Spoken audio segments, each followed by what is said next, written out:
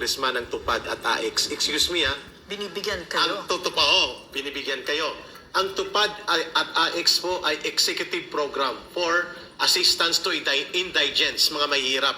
At hindi po yan kay congressman na programa. Programa yan ng gobyerno na sinimulan pa sa panahon pa ni Rodrigo Duterte. Ang AX before pa nga kay Digong, nandyan na yan Alam niya ni Ma'am Lorraine kasi nag-SWD undersecretary siya doon. So hindi po totoo. Assistant Secretary.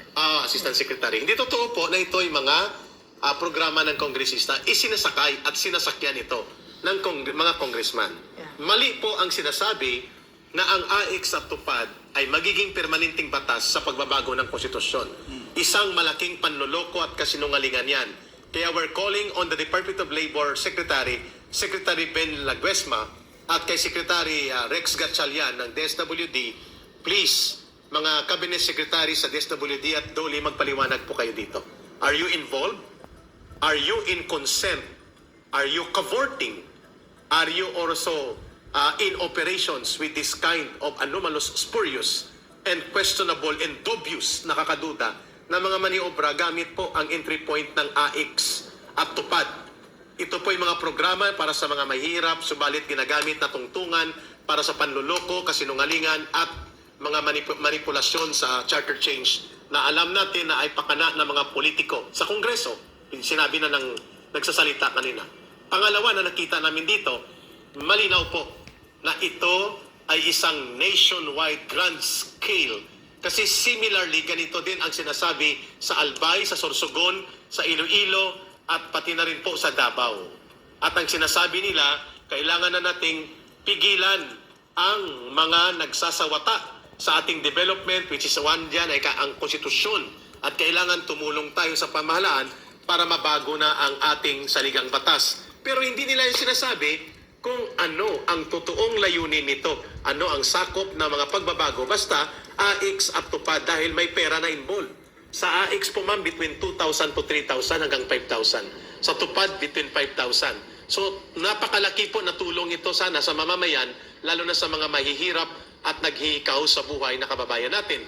Ang pangatlo po na sinasabi dito, sino ang pumupundo sa pag-ikot ng mga formas? Sino nagbibigay ng allowance? Sino nagbabayad ng ads sa telebisyon? At sino po itong si Attorney Anthony Abad? Ito ba ay totoong abogado? Who is he? Iyon ang nakalagay. Siya yung siya yung nag-initiate daw. Oo. At parang siya ang focal person na nakalagay sa form. At may isa pang law office na ginamit para lumabas na sa kanila nang galing ang inisyatiba.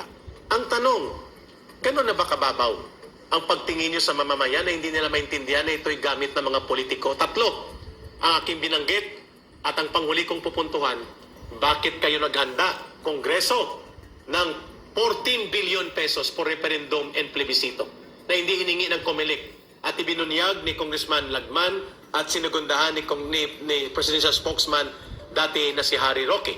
At ang panghuli kong punto, bakit may 500 billion na pondo na nakalaan na unprogrammed at halatang halata na pinaghahandaan para imaniobra dito sa mga galawan na i-abolish ang sistema ng gobyerno ngayon at para panatilihin sa poder ang mga nasa Kongreso at ang Vice Presidente na opisina ay kanilang liligwakin at gagawing parlamentaryo para hindi na makaupo pa ang another Duterte like Sara Duterte sa isang presidential system. Ito po ay katanungan ng mamamayan ngayon na kumakalat. Bakit hindi nyo inaamin ito? Including ang very obvious, anomalous TV advertisement na inyong pinuntuhan. Ito ba'y galing sa pondo ng mamamayan sa Kongreso? Saan ito galing? Ma'am Lorraine, your take on this.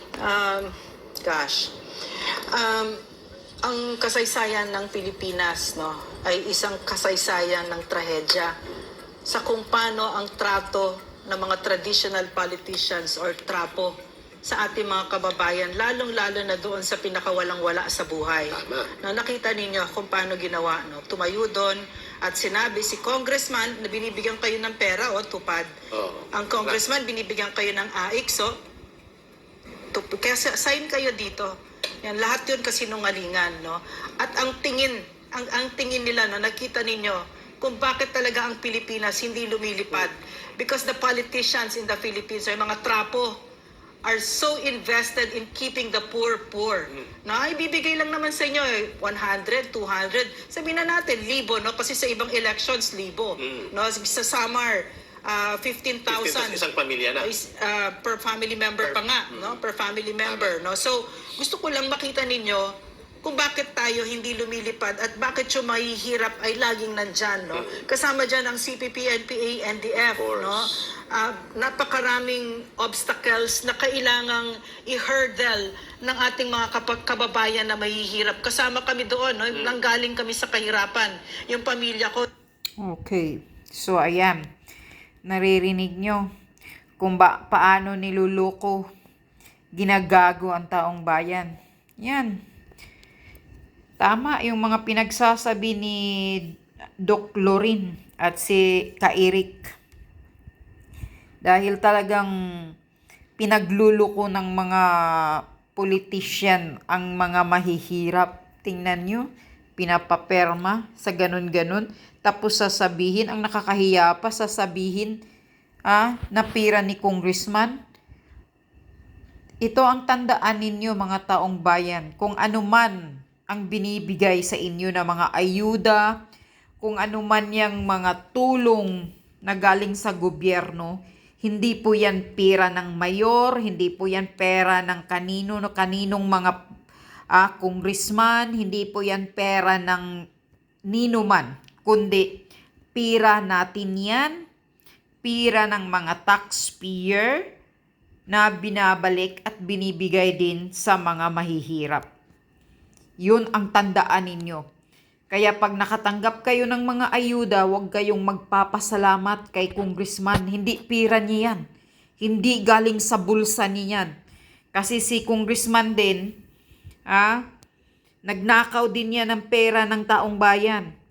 So kaya huwag kayong magpapasalamat, huwag kayong magpapauto. Kaya nga panay ang panggagago ng mga politician sa inyo, mga mahihirap dyan, sa laylayan. Dahil mabilis kayong nauuto nila. Mabilis kayong naniniwala. Mabilis kayong nagpapasalamat. Huwag kayong magpapasalamat. Tanggapin nyo ang pera.